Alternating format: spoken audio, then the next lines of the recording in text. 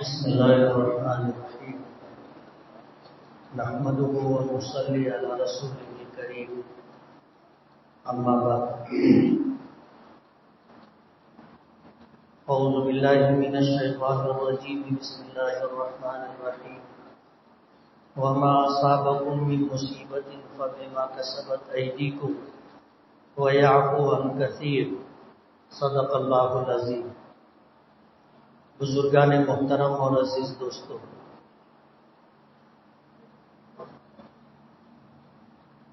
ہم اور آپ اس بات کو اچھی طرح جانتے ہیں کہ آج کا ہمارا یہ جمع ہونا بارش طلب کرنے کے لیے. پانی ہماری بنیادی ضرورت ہے اور اللہ تعالیٰ نے ہر چیز کی زندگی پانی پر رکھی. قرآن کریم میں اللہ پاک نے فرمایا وَجَعَلْنَا مِنَ الْمَاءِ كُلَّ شَيْءٍ حَيٍّ أَفَلَا يُؤْمِنُونَ کہ ہم نے ہر چیز کی زندگی پانی پر رکھی ہے، کیا اس بات کو دیکھ کر سمجھ کر پھر بھی یہ لوگ ایمان نہیں لائیں گے؟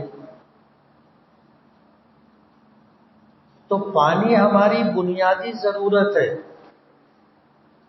اور اس ضرورت کی تکمیل اللہ پاک بارش برسا کر کے پوری کرتے. بارش نازل ہوتی ہے، آسمان سے برسنے والا یہ پانی زمین میں اترتا ہے،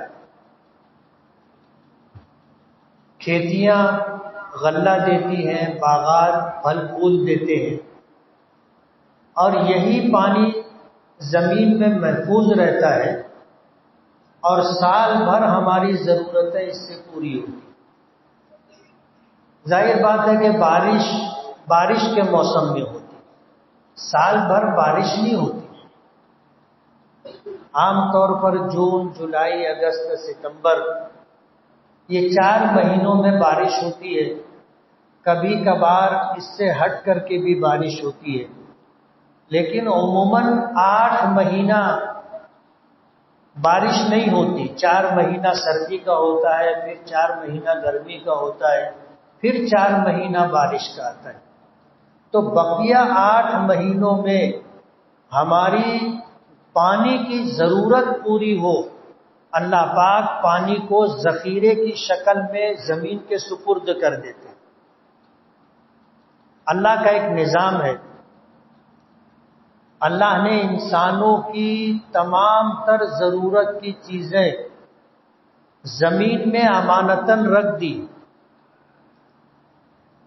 ہمارے کھانے کی، پینے کی، لباس کی، دیگر ضروریات کی ساری چیزیں ہم کو زمین سے ملتی. گیہوں اللہ نے زمین میں رکھ دیا، چاول دال اللہ نے زمین میں رکھ دیا، جن دانوں سے تیل نکلتا ہے اللہ نے زمین میں رکھ دیا، جن چیزوں سے کپڑے بنتے ہیں اللہ نے اس کو زمین میں رکھ دیا ہے، جن چیزوں سے ہم اپنا گھر تعمیر کرتے ہیں ان چیزوں کو اللہ نے زمین میں رکھ دیا ہے. اور یہ چیزیں اللہ نے امانتاً زمین میں رکھی، اور زمین کو حکم ہے کہ اللہ کا جو بنایا ہوا نظام ہے اس نظام کے تحت کب کتنا گیہوں، کتنا چاول، کتنی دال باہر کرنا ہے. زمین اللہ کے حکم کی پابند ہے، وقت پر اتنا گیہوں دے دیتی ہے، وقت پر اتنا چاول دے دیتی ہے، وقت پر اتنی کپاس دے دیتی ہے. ساری چیزیں آپ کو زمین سے ملے گی، سونا، چاندی، پیتل، فولاد. میں مثال کے طور پر بتا رہا ہوں، آپ غور کرو گے تو ہماری ضرورت کی ساری چیزیں ہم کو زمین سے ملتی. لیکن یہ زمین امین ہے، اللہ نے امانت اس کے سپرد کی ہے، اور جو وقت مقرر ہے اس مقررہ وقت پر زمین وہ چیز باہر کر دیتی. قرآن کریم میں ہے وَأَخْرَجَتِ الْأَرْضُ أَثْقَالَهَا، زمین اللہ نے جو چیزیں اس میں رکھی ہے اسے باہر نکالتی.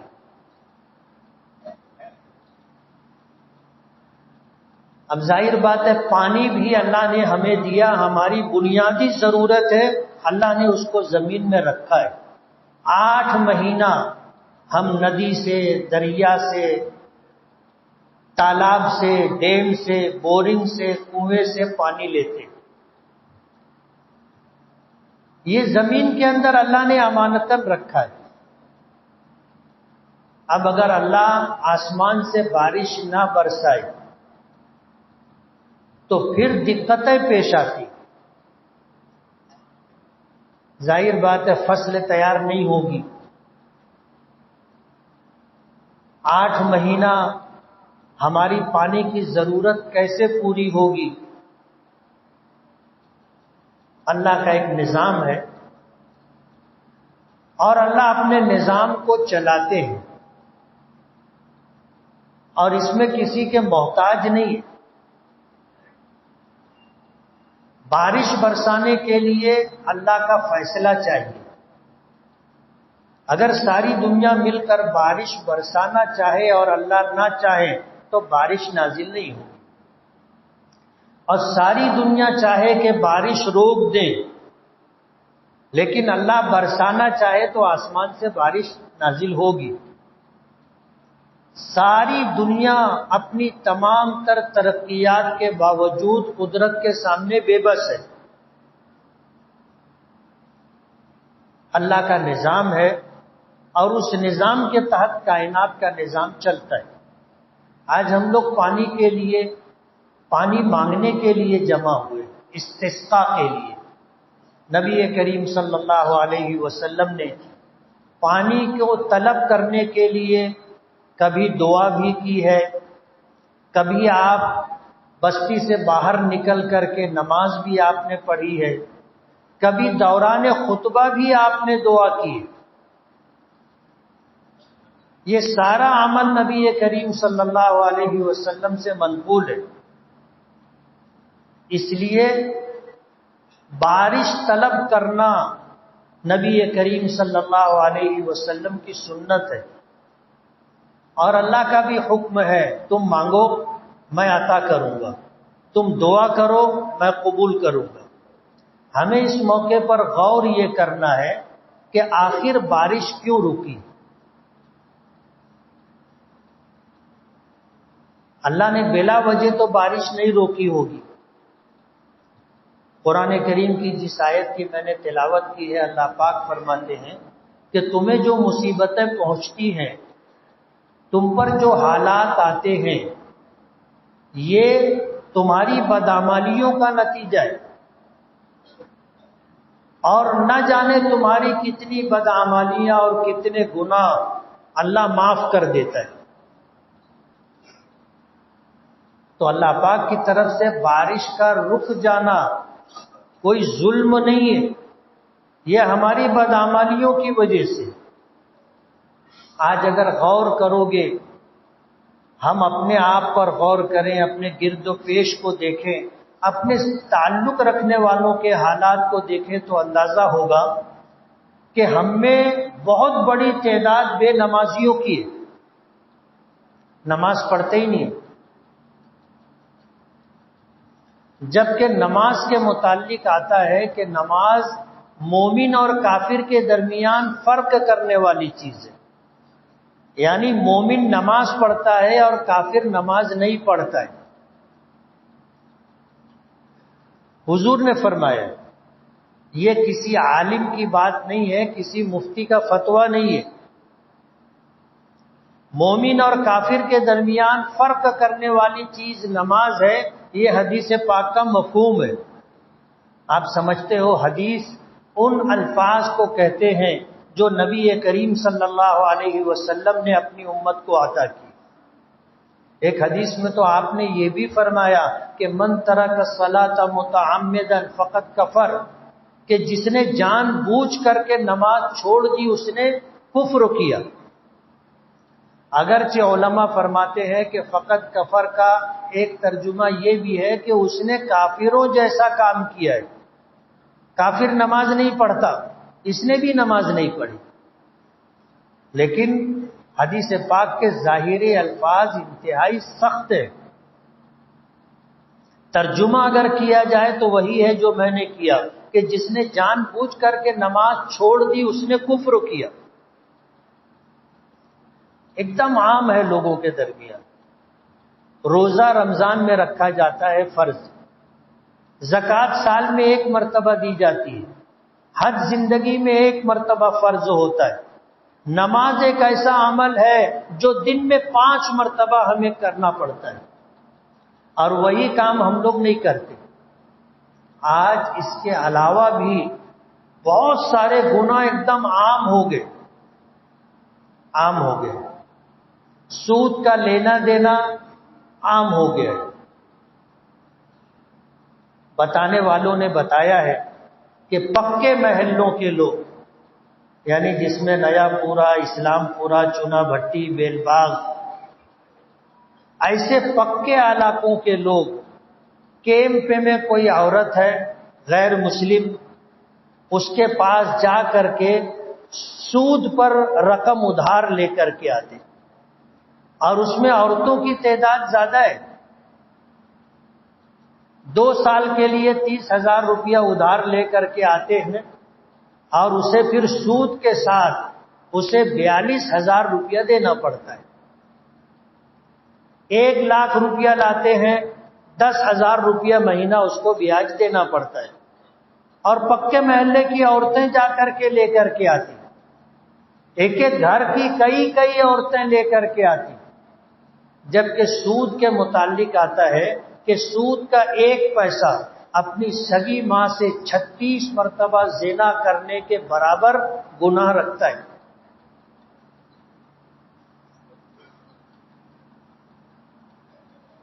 اور ہم لوگ اب سودی معاملات میں حد سے آگے بڑھتے جا رہے ہیں. اس کو معیوب بھی نہیں سمجھتے، گناہ بھی نہیں سمجھتے. دھڑلے سے لوگ جا کر کے سود لے کر کے، سودی قرض لے کر کے آ رہے ہیں. یہ گناہ تو ہے. آج بہن بیٹیوں کو حصہ بھی نہیں دیا جاتا نا، عام بات ہو گئی ہے.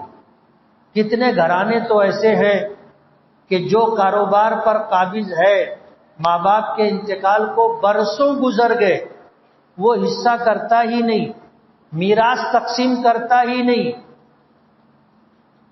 بہنیں حصہ مانگتے رہتی ہیں، بھائی حصہ بکرا ہونے کا انتظار کرتے رہتے ہیں، اور میراث تقسیم نہیں کی جاتی. ہیلے بہانے سے اس کو کیسے ٹالا جا سکتا ہے، اس بات کی کوشش ہوتی ہے. بھائی لوگ تو کسی نہ کسی درجے میں لڑ بھیڑ کر کے، بھانگڑ کر کے اپنا حصہ لے لیتے ہیں کم زیادہ. بہنیں اگر حصہ مانگتی ہیں تو ان کے لیے گھر کا دروازہ بند کر دیا جاتا ہے کہ آج کے بعد گھر آنا نہیں. اور بیچاری بے بس ہو جاتی. بہنوئی بولو حصہ مانگنے آئے تو اس کو کہتے ہیں کہ تیرا کیا ہے، تیرا کیا ہے. یعنی اس ایک بہن کو بے یارو مددگار کر دیتے، اس کو حصہ دیتے نہیں. اور اگر اس کا شوہر آئے تو اس کو بولتے تیرا کچھ نہیں ہے، تو بیچ میں بولنا نہیں. لوگوں کا حق مارا جا رہا ہے، اور یہ بھی عام بات ہو گئی، عام بات ہو گئی. ان جیسے گناہوں کو اگر ہم لوگ گنانا چاہیں تو بات بہت لمبی ہو جائے گی. لیکن مجھے کہنا یہ ہے کہ بارش اگر رکی ہے تو ہمارے گناہوں کی وجہ سے رکی،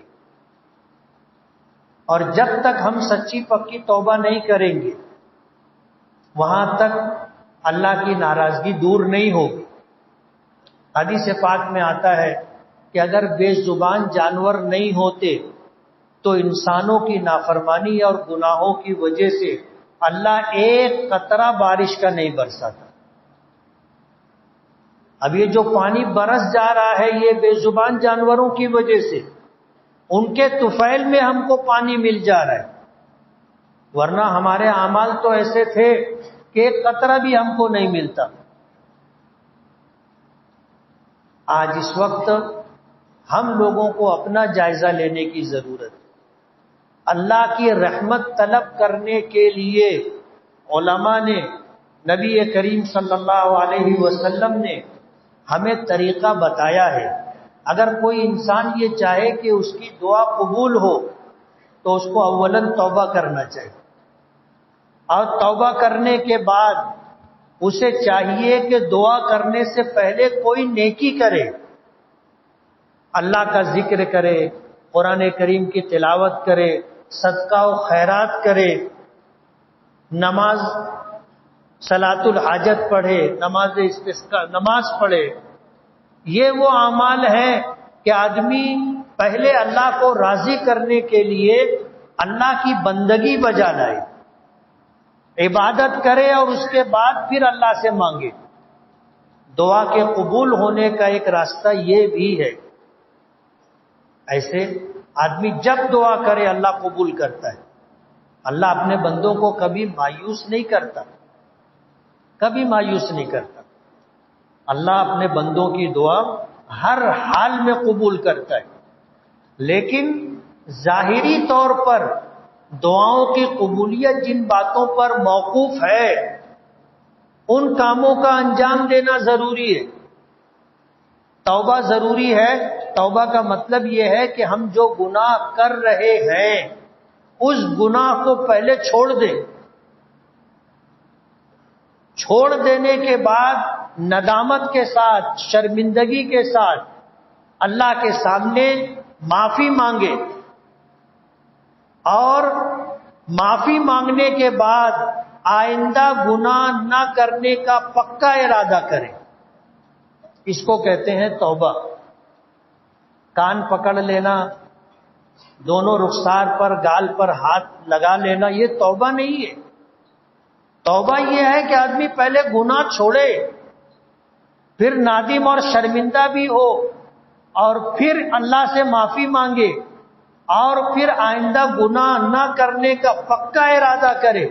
ان چار چیزوں کو اگر جمع کیا جاتا ہے تو یہ عمل توبہ کہلاتا ہے۔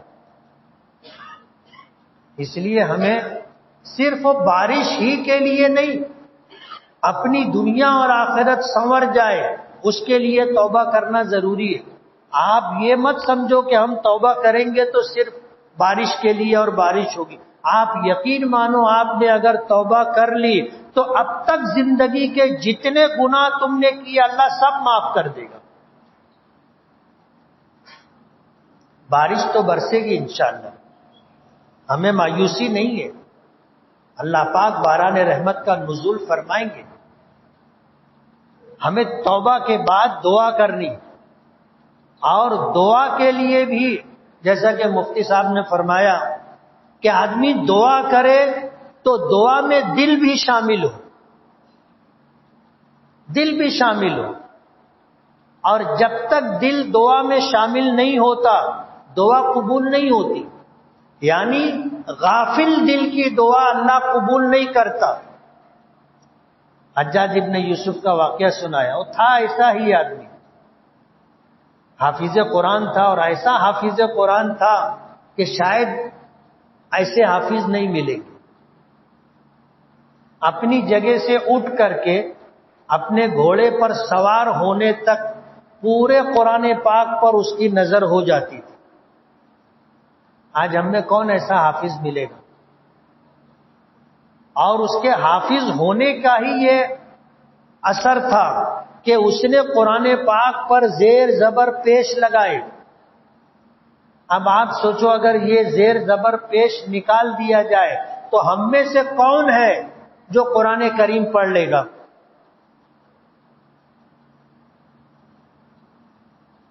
نہیں پڑھ سکتے۔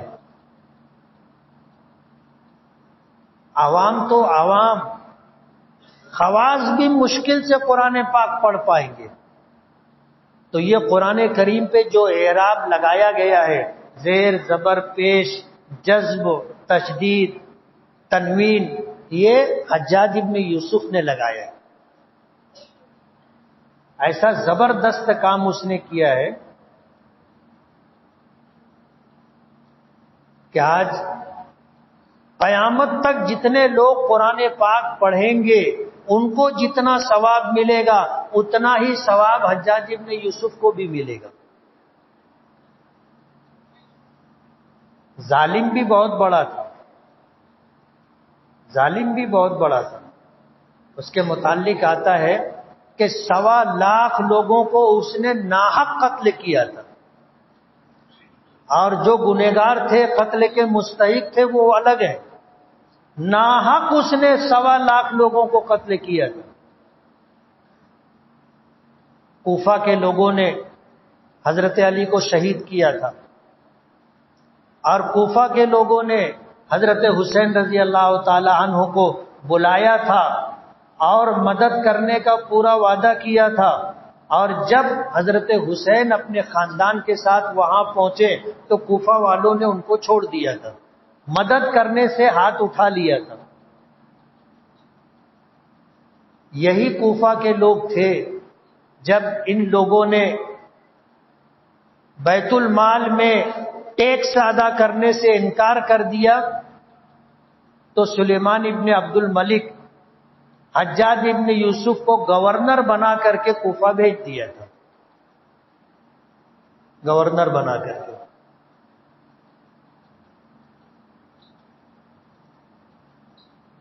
حجاج ابن یوسف ایک مکتب میں بچوں کو قرآن کریم پڑھایا کرتا تھا. سلیمان ابن عبد الملک کا جب گزر ہوا تو دیکھا کہ استاذ مکتب میں نہیں ہے، لیکن ایک بچہ بھی بے لائن نہیں ہے، سب برابر پڑھ رہے ہیں. تو اس نے پوچھا کہ ان کا استاذ کون ہے؟ تو بتایا کہ حجاج ابن یوسف. تو اس نے فیصلہ کیا کہ یہ آدمی بہترین منتظم. اس کو مکتب سے اٹھایا، کوفہ کا گورنر بنا کر کے کوفہ بھیج دیا. تاریخ میں آتا ہے پہلا جمعہ تھا جب وہ خطبہ دینے کے لیے ممبر پر چڑھا تو جب ادھر دیکھنے لگا تو ادھر سے لوگوں نے کنکر مارے، ادھر دیکھنے لگا تو ادھر سے لوگوں نے کنکر مارے. یہ حال تھا کوفہ والوں کا کہ اپنے گورنر اور امیر کے ساتھ جمعہ کے خطبے میں یہ سلوک کیا کرتے تھے. حجاج تو حجاج تھا نا، اس نے دیکھا اس طرف، ایک آدمی سے پوچھا کنکر کس نے مارا ہے؟ بولے مجھے نہیں معلوم. فوجی کو حکم دیا اس کو لے جاؤ مسجد کے صحن میں اس کی گردن مار دو. جس سے پوچھا اس نے انکار کیا، مسجد کے صحن میں اس کا سر قلم کروا دیا. اور اس نے کہا کہ میں تم پر اللہ کا عذاب بن کر کے آیا، اللہ کا عذاب بن کر کے آیا. 70 لوگوں کو جمعہ کے دن اس حرکت پر اس نے قتل کیا تھا، اور سب کا سر تھیلے میں بھرا سلیمان ابن عبد الملک کو بھیج دیا. تو اس نے کہا کہ یہ کیا ہے؟ بولے اب خراج پابندی، ٹیکس پابندی کے ساتھ آئے گا. آنے لگا. ظالم بھی اتنا بڑا تھا، نیکی بھی اتنی بڑی کی، اور جب اس کے انتقال کا وقت آیا تو اس نے جو لوگ موجود تھے ان سے یہ کہا کہ مجھ کو بستر سے اٹھا کر کے نیچے زمین پر ڈال دو. لوگوں کی ہمت نہیں ہو رہی تھی کہ ابھی اس کو اٹھا کے زمین پہ ڈالے، بولے گا ان کو بھی لے جاؤ. تو لوگ ہمت نہیں کر رہے تھے. اس نے کہا کہ نہیں، تم مجھے بستر سے اٹھا کر کے زمین پر ڈال دو.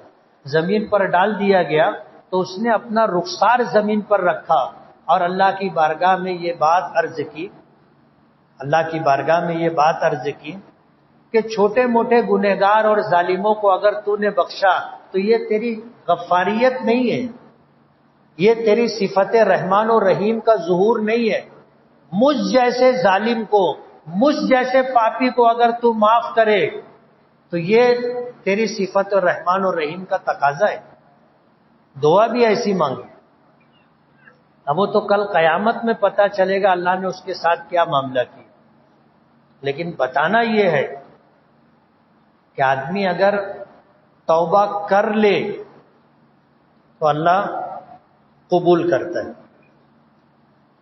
آج اس موقع پر ہم سب گنہگار ہیں، میں بھی گنہگار ہوں اور پورا مجمع بھی گنہگار ہے، اس لیے کہ حضور نے فرمایا کلکم خطاؤن، تم سب کے سب خطا کار، بے عیب اللہ کی ذات ہے، ہم میں کا ہر شخص گنہگار ہے، اور اسے یہ سب یقین کر لینا چاہیے، مان لینا چاہیے، اپنی صفائی وفائی میں کچھ کہنے کا نہیں، مان لینا چاہیے، اس لیے کہ حضور نے فرمایا ہے تم خطا کار ہو، تم گنہگار ہو، اور اس کے بعد حضور نے فرمایا وَخَيْرُ الْخَطَّائِينَ التَّوَّابُونَ، کہ بہترین خطا کار وہ ہے کہ اپنی خطاؤں اور گناہوں کے بعد اللہ سے توبہ کرے۔ آپ توبہ کرو، اللہ کی رحمت کا ظہور ہوگا، ہمیں مایوسی نہیں ہے، اللہ باران رحمت کا نزول فرمائیں گے۔ آج کچھ لوگ بتانے لگے کہ سٹانہ میں آج بہت اچھی بارش ہوئی، میں نے کہا چلو سٹانہ تک تو آئی، مالیگاؤں بھی آ جائے گی، کوئی مایوسی نہیں ہے، سبھی لوگ توبہ و استغفار کر رہے ہیں۔ آج مرد حضرات تو ہیں، ہماری مائیں اور بہنیں اتنی بڑی تعداد میں آئی ہیں کہ مسجد کے چاروں طرف خواتین کا مجمع ہے، آنے کا راستہ نہیں ہے۔ آپ دیکھو گے مسجد میں جو لوگ آ گئے، اب مسجد میں آنے کے لیے راستہ نہیں، اور دنیا والوں کا یہ ضابطہ ہے، اگر کسی سے کوئی غلطی ہو گئی، اس کے گھر کی عورتیں اگر جا کر ذمہ داروں سے معافی مانگ لیتی ہیں تو سارا معاملہ نمٹ جاتا ہے۔ آج ہمارے ساتھ ہماری مائیں اور بہنیں بھی آئی، اللہ کی بارگاہ میں ہاتھ پھیلا کر کے، اپنا دامن پھیلا کر کے اللہ سے گناہوں کی معافی مانگیں گی، اپنے لیے بھی ہمارے لیے بھی، تو انشاءاللہ اللہ کی رحمت کو جوش آئے گا اور باران رحمت کا نزول ہوگا۔ دعا کے لیے یقین ضروری ہے، دل دعا میں شامل ہونا چاہیے، اور دل اگر دعا میں شامل ہے تو بہت لمبی دعا کرنے کی ضرورت نہیں ہے۔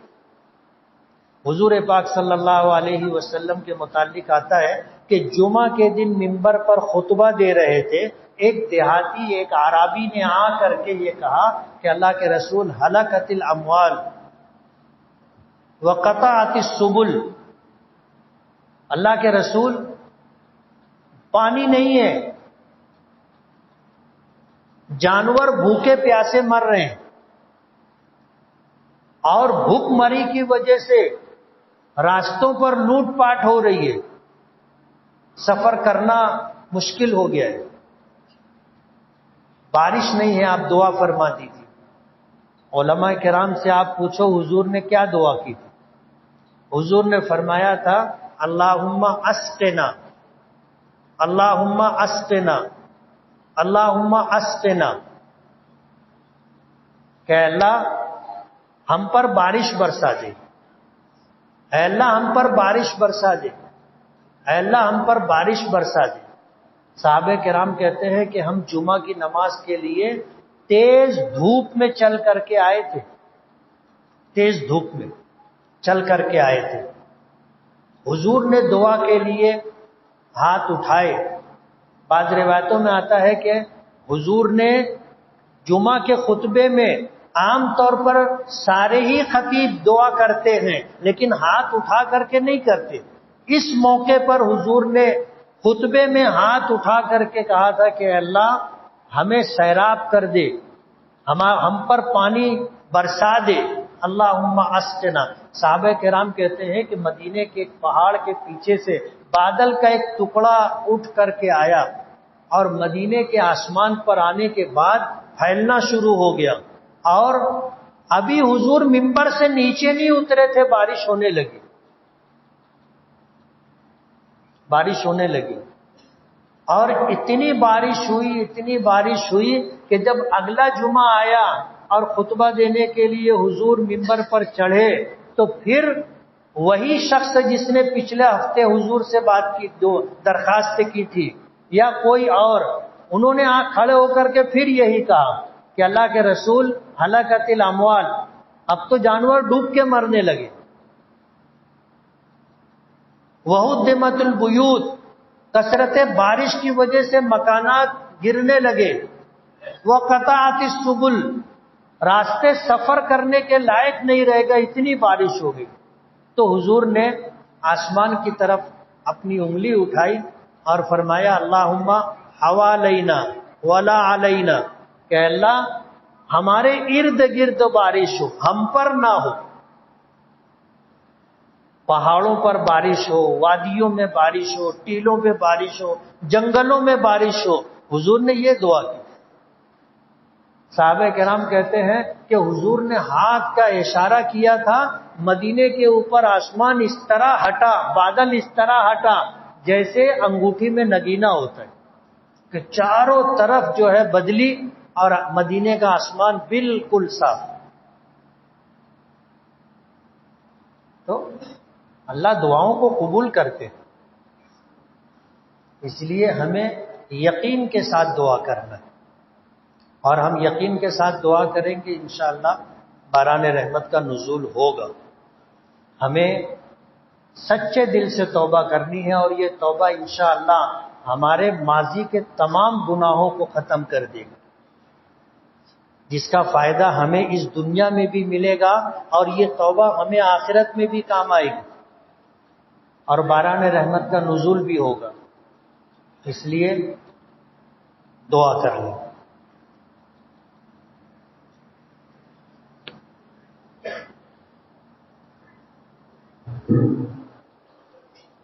بسم اللہ الرحمن الرحیم، الحمد للہ رب العالمین، اللہم لک الحمد کما ینبغی لجلال وجہک وعظیم سلطانک، اللہم لک الحمد حمدا دائما مع دوامک، ولک الحمد حمدا خالدا مع خلودک، اللہم صل وسلم وبارک علی سیدنا محمد وعلی آل محمد كما صليت وباركت على إبراهيم وعلى آل إبراهيم إنك حميد مجيد۔ يا الله يا رحمن يا رحيم يا ذا الجلال والإكرام، يا حي يا قيوم برحمتك نستغيث، يا أحد الصمد الذي لم يلد ولم يولد ولم يكن له كفوا أحد، لا إله إلا الله الحليم الكريم، سبحان اللہ رب العرش العظیم، والحمد للہ رب العالمین، نسألک موجبات رحمتک وعزائم مغفرتک والغنیمت من کل بر والسلامت من کل اسم، لا تدع لنا ذنبا الا غفرته ولا ہما الا فرجته ولا کربا الا نفسته ولا دینا الا ادیته ولا مريضا إلا شفيته ولا ميتا إلا رحمته ولا مظلوما إلا نصرته ولا مسافرا إلا عافيته ولا حاجة من حوائج الدنيا والآخرة إلا قضيتها يا أرحم الراحمين، يا أكرم الأكرمين، يا ذا الجلال والإكرام، إليك رب فحببنا، وفي أنفسنا لك رب فذللنا، وفي أعين الناس فعظمنا، ومن سيء الأخلاق فجنبنا، وعلى صالح الأعمال فقومنا، وعلى الصراط المستقيم فثبتنا، اللهم زدنا ولا تنقصنا، اللهم أكرمنا ولا تهنا، اللهم لا تسلط علينا بذنوبنا من لا يخافك فينا ولا يرحمنا، اللهم إنك أنت الله لا إله إلا أنت القوي ونحن الضعفاء، أنت الغني ونحن الفقراء، أنزل علينا الغيث، أنزل علينا الغيث، أنزل علينا الغيث، ولا تجعلنا من القانتين، اللهم اسقنا، اللهم اسقنا، اللهم اسقنا، اللهم سقيا رحمة ولا سقيا عذاب ولا غرق ولا هدم. اللهم اغثنا اللهم اغثنا اللهم اغثنا غيثا مغيثا نافعا غير ضار عاجلا غير آجل مجلجلا غدقا صحا طبقا دائما. اللهم إنا نسألك صيبا نافعا اللهم إنا نسألك صيبا نافعا اللهم إنا نسألك صيبا نافعا.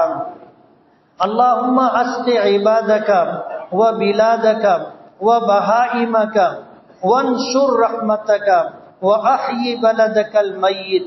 اللهم إنك أنت الله لا إله إلا أنت القوي ونحن الضعفاء أنت الغني ونحن الفقراء أنزل علينا الغيث ولا تجعلنا من القانتين. اے اللہ ہمارے گناہوں کو معاف فرما، ہماری خطاؤں سے درگزر فرما، ہمارے عیبوں کی پردہ پوشی فرما. اے اللہ ہم آپ کے عاجز اور کمزور بندے ہیں، قدم قدم پر آپ کی مدد کے محتاج ہیں. پروردگار عالم دستگیری فرما. آج اس وقت ہم لوگ جن حالات سے دوچار ہیں، پروردگار عالم تو ہی دستگیر ہے، تو ہی کارساز ہے، تو ہی ہماری ضرورتیں پوری کرنے والا ہے. اے اللہ تو ہی ہمارا رب ہے. کائنات کا سارا نظام آپ کے قبضے قدرت میں ہے. اے اللہ آپ تو رحمان و رحیم ہیں. اے اللہ آپ تو کریم ہیں. کریم اس کو کہتے ہیں جو بے مانگے عطا کرتا ہے.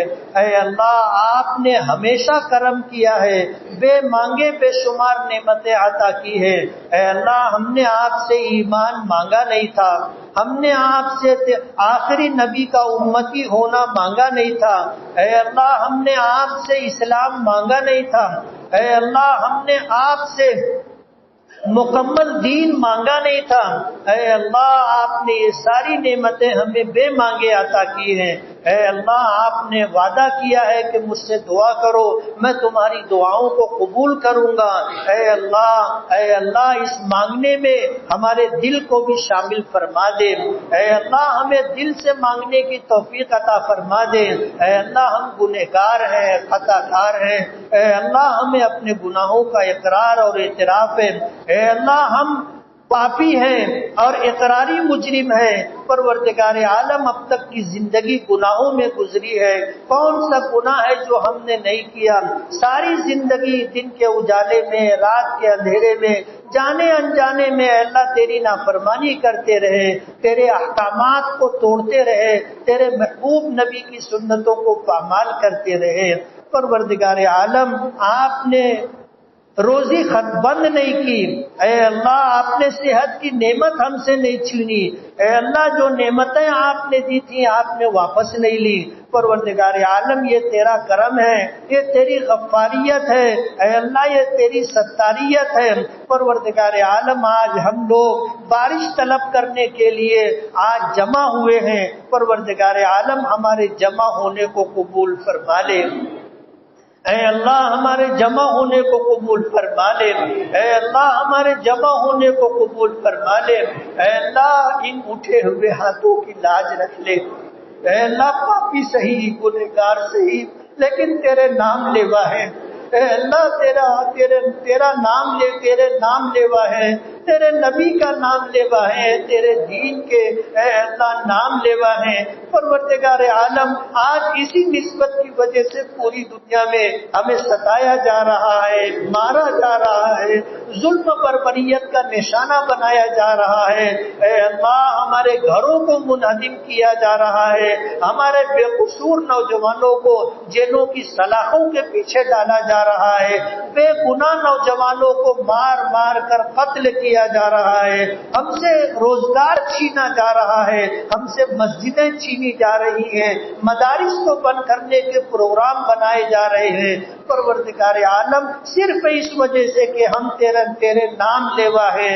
اے اللہ ہم مسلمان ہیں اس وجہ سے ستائے جا رہے ہیں، ہم ایمان والے ہیں اس لیے ہم پر ظلم و ستم کے پہاڑ تولے جا رہے ہیں. پروردگار عالم ہماری حفاظت کے فیصلے فرما.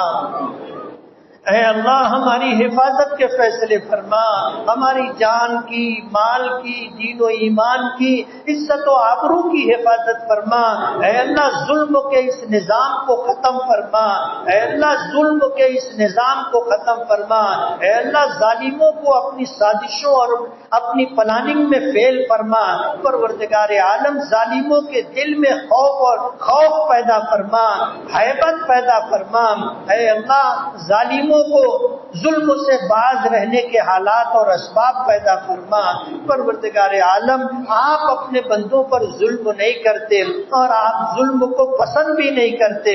پروردگار عالم ہم نے گناہ کر کے اپنے اوپر ظلم کیا ہے، اے اللہ ہمیں معاف فرما دے، اے اللہ ہمیں معاف فرما دے۔ ہم آپ سے سچی پکی توبہ کرتے ہیں، اے اللہ جتنے گناہ ماضی میں ہم سے ہوئے ہیں، اے اللہ ہم اس کو چھوڑنے کا فیصلہ کرتے ہیں۔ اے اللہ ہم شرمندہ ہیں، ہم شرمندہ ہیں، نادم ہیں۔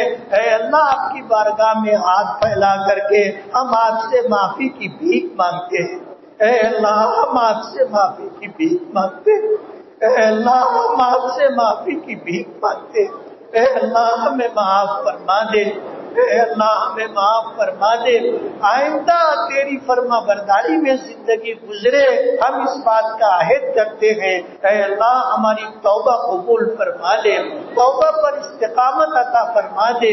پروردگار عالم کوئی نیکی اور خیر اگر ہم سے وجود میں آتی ہے، اے اللہ وہ تیرا کرم ہے، تیری توفیق سے اور تیرے فضل سے نیکیاں ہوتی ہیں، اور گناہ اپنے نفس کی وجہ سے اور شیطان کے بہکاوے کی وجہ سے ہم کرتے ہیں۔ اے اللہ نفس اور شیطان کے فتنوں سے ہماری حفاظت فرما۔ اے اللہ آئندہ کی زندگی اے اللہ نیکوکاروں کی طرح گزارنے کی توفیق عطا فرما۔ پروردگار عالم باران رحمت کا نزول فرما۔ اے اللہ پانی ہر چیز کی زندگی ہے، اور پانی پر آپ نے کائنات کا پورا نظام بنا کر کے رکھا ہے۔ پروردگار عالم بارش نہ ہونے کی وجہ سے اے اللہ آج تیری مخلوق پریشان ہے۔ نہ جانے کتنے لوگوں نے اے اللہ نماز استسقا پڑھ کر کے دعائیں کی ہے، ننگے سر ننگے پیر چل کر کے اے اللہ تیری بارگاہ میں پہنچ کر کے لوگوں نے دعائیں مانگی ہیں۔ اے اللہ ہماری ماؤں اور بہنوں نے صدقات و خیرات دیے، روزے رکھے، قرآن کریم کی تلاوت کی، دعا کی، توبہ و استغفار کیا۔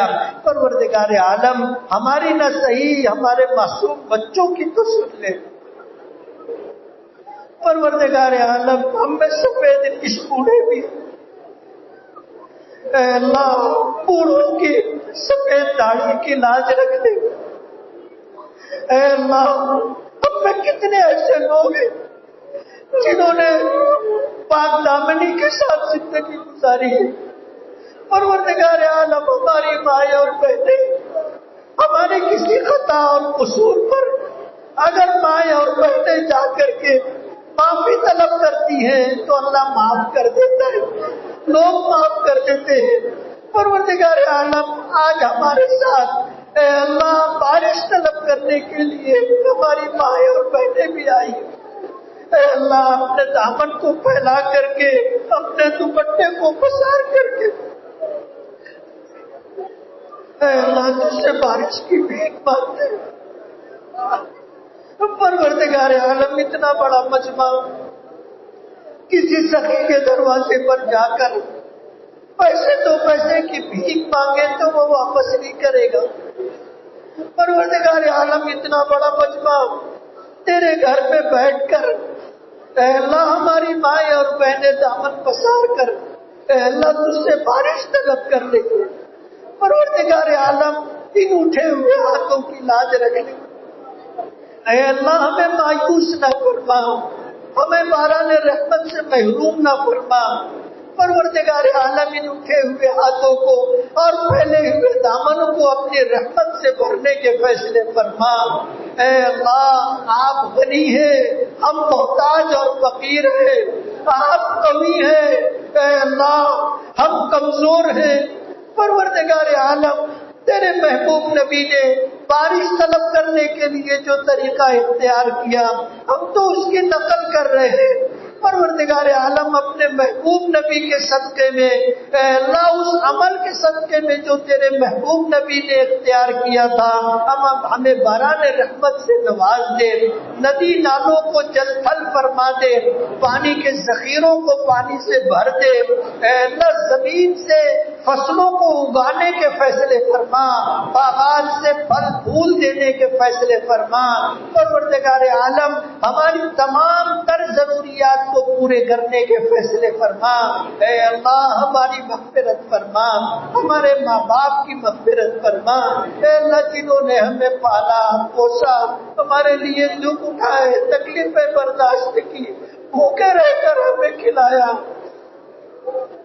ہماری تعلیم و تربیت میں اپنا شوق پانی سب چھوڑ دیا۔ پروردگار عالم کتنے ایسے ہیں جن کے ماں باپ تیری جوار رحمت میں پہنچ چکے، اے اللہ ان کی مغفرت فرما، ان کے درجات کو بلند فرما، عذاب قبر سے ان کی حفاظت فرما، منکر نکیر کے سوال و جواب کو آسان فرما، ان کی قبروں کو جنت کے باغوں میں سے ایک باغ بنا، جہنم کا گڑھا نہ بنا۔ اے اللہ ہمارے اساتذہ کی مغفرت فرما، ہمارے محسنین متعلقین کی مغفرت فرما، اہل ایمان کتنے دنیا سے جا چکے سب کی مغفرت کے فیصلے فرما۔ اے اللہ حاضرین مجلس کی مغفرت فرما، اے اللہ ہم میں جو بیمار ہے انہیں صحت اور شفا عطا فرما، جو پریشان حال ہے ان کی پریشانیوں کو دور فرما، جو بے روزگار ہیں انہیں جائز اور حلال روزی نصیب فرما، جو بے اولاد ہیں انہیں نیک اور فرما بردار اولاد عطا فرما۔ پروردگار عالم جو بے گھر ہیں ان کو گھر عطا فرما، جو مقروض ہیں ان کے قرضوں کی ادائیگی کا غیب سے انتظام فرما، میاں بیوی کے تعلقات کو بہتر فرما، جتنی بیویاں اپنے شوہروں سے پریشان ہیں، جتنے شوہر اپنی بیویوں سے پریشان ہیں، اے اللہ ان کی پریشانیوں کو ختم فرما، انہیں خوشگوار زندگی عطا فرما۔ اے اللہ ہمارے بچوں کی عافیت کے ساتھ تربیت فرما، اے اللہ ہمارے بچوں کو اے اللہ دین کا شعور عطا فرما، دین کا شہدائی بنا، ہمارے بچوں کو حافظ قرآن بنا، عامل قرآن بنا، عالم دین بنا، ہمارے بچوں کو دین کا خادم بنا، قیامت تک آنے والی ہماری نسلوں میں خیر و برکت عطا فرما۔ اے اللہ قیامت تک آنے والی ہماری نسلوں کو ہمارے لیے مغفرت اور رفع درجات کا ذریعہ بنا۔ اے اللہ جن کی اولادیں بے راہ رو ہو گئی ہیں، اے اللہ انہیں ہدایت عطا فرما، اے اللہ صراط مستقیم پر چلنے کی توفیق عطا فرما، اولادوں کو آنکھوں کی ٹھنڈک بنا، عزت و نیک نامی کا ذریعہ بنا۔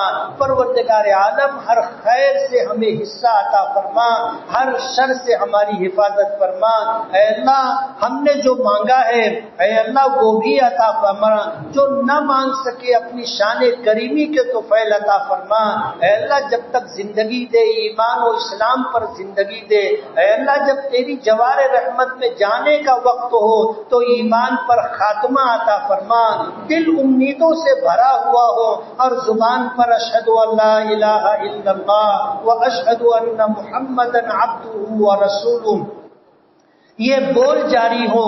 پروردگار عالم ایمان پر خاتمہ عطا فرما، عذاب قبر سے ہماری حفاظت فرما، پل صراط پر چلنا آسان فرما، میدان محشر میں دستگیری فرما، اپنے نظر رحمت کا مستحق بنا، اپنے عرش کا سایہ عطا فرما، اپنے محبوب نبی کی زیارت اور شفاعت عطا فرما، آپ کے مبارک ہاتھوں سے جام کوثر پینا نصیب فرما۔ اے اللہ جنت الفردوس کا بغیر حساب و کتاب داخلہ عطا فرما، اپنے محبوب نبی کا جنت میں قرب اور پڑوس عطا فرما، جنت میں اپنا دیدار عطا فرما، اے اللہ جنت میں اپنی رضا عطا فرما۔ پروردگار عالم اتنا بڑا مجمع اے اللہ باران رحمت کے لیے آیا ہوا ہے۔ پروردگار عالم بارش بھی ہماری ضرورت ہے اور ہماری ضرورتیں آپ ہم سے بہتر جانتے ہیں۔ اے اللہ بارش کے ساتھ جتنی ہماری دنیا اور آخرت کی ضرورتیں ہیں اے اللہ وہ ساری ضرورتیں اپنے فضل و کرم سے پوری فرما۔ پوری امت کی طرف سے اپنے محبوب ہمارے آقا جناب رسول اللہ صلی اللہ علیہ وسلم کو بہترین جزائے خیر عطا فرما۔ ہماری دعاؤں کو اپنے فضل و کرم سے اپنے حبیب کی برکتوں سے قبول فرما۔ جزا اللہ عنا محمدا صلی اللہ علیہ وسلم ما هو اہل صلی اللہ تعالی علی خیر خلقہ محمد وآلہ واصحابہ اجمعین۔ ان اللہ وملائکتہ یصلون علی النبی یا ایھا الذین آمنوا صلوا علیہ وسلموا تسلیما۔ اللہم صل علی سیدنا محمد عدد ما فی علم اللہ صلاة دائمة بدوام ملک اللہ۔ سبحان ربک رب العزت عما یصفون وسلام علی المرسلین والحمد للہ رب العالمین۔